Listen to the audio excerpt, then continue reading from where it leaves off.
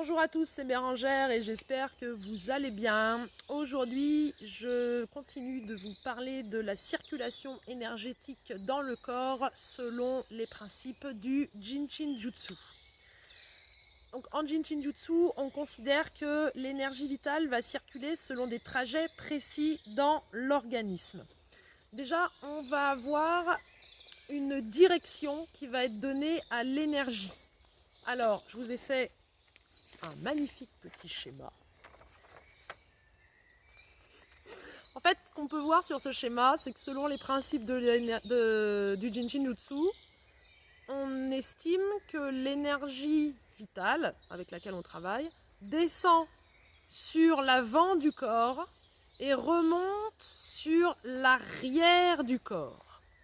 Alors, pourquoi je vous explique ça? C'est parce que, par exemple, si j'ai un blocage énergétique ici, à cet endroit-là, donc, qu'est-ce qui va se passer? C'est-à-dire que toute la partie suivante ne va pas pouvoir être irriguée en énergétique de façon satisfaisante. Ça veut dire quoi? Ça veut dire qu'ici, mon énergie, elle va être stagnante, elle va bloquer. Alors, soit elle va bloquer et un symptôme va apparaître ici, soit elle va reculer, elle va repartir dans l'autre sens. Cela dit, j'ai mon énergie, donc je vous ai parlé des profondeurs dans une vidéo précédente. J'ai l'énergie de la profondeur suivante. Donc mettons, c'est la première profondeur qui vient bloquer ici. Je vais avoir l'énergie de la deuxième profondeur. Elle continue à faire son petit schéma. Hop, son petit circuit. Et là, elle rencontre l'énergie de la première profondeur qui est en train de reculer. Ah, qu'est-ce qui se passe? Il n'y a pas de place pour tout le monde. Et bien mon énergie, elle va se mettre à déborder. Alors, elle peut se rencontrer ici, elle peut se rencontrer là, elle peut se rencontrer un petit peu plus haut, tout dépend. Mon énergie, elle va se mettre à déborder, et du coup, elle va créer un symptôme, elle va créer une douleur, elle va créer une pathologie.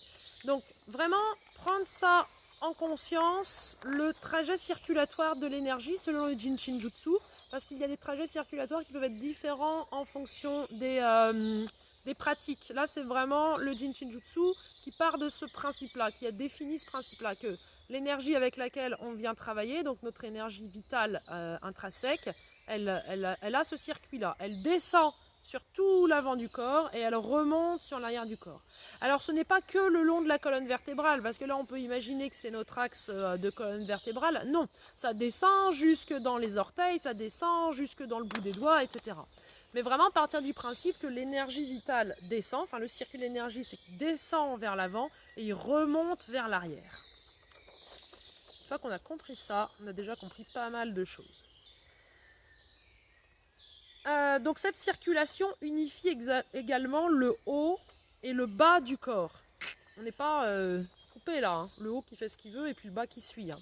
C'est vraiment le fait que comprendre que le mouvement il se fait jusqu'en bas et qui remonte jusqu'à l'arrière. Au-delà de ça, on estime qu'on va avoir des trajets précis dans l'organisme, un petit peu comme une carte routière ou une carte des réseaux fluviaux. Donc ces trajets qu'on va utiliser en Jinshin Jutsu, on va les retrouver en médecine traditionnelle chinoise. Donc on va les retrouver en acupuncture, on va les retrouver en shiatsu, on va les retrouver dans de nombreuses médecines traditionnelles qui nous viennent d'Orient. Donc elle parle de méridiens, on va parler des méridiens. Ça c'est dans la médecine traditionnelle chinoise, on parle des méridiens. En Jinshin Jutsu, on va parler des flux d'organes qui sont au nombre de 12. Il y a 12 flux d'organes donc, qui sont répartis dans le corps selon des trajets précis que Maître Jérôme Mouraille et Marie Boursmeister ont décrit dans leurs livres et dans leurs enseignements.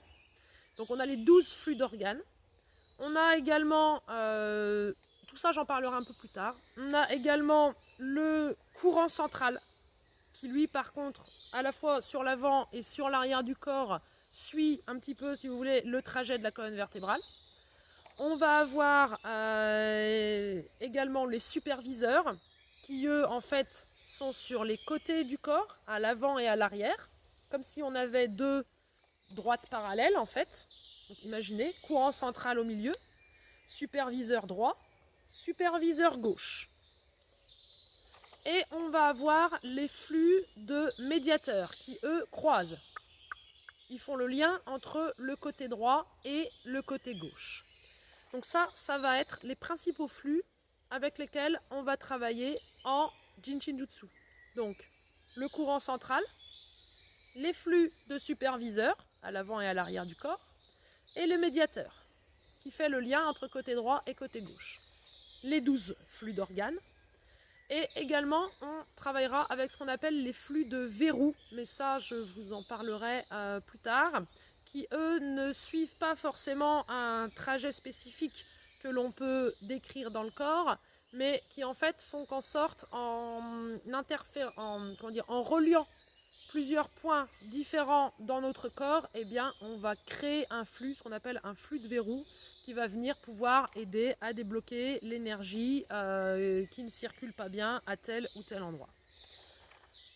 Eh bien, je vous remercie de m'avoir écouté et je vous souhaite une bonne journée ou une bonne soirée et à bientôt. Bye bye.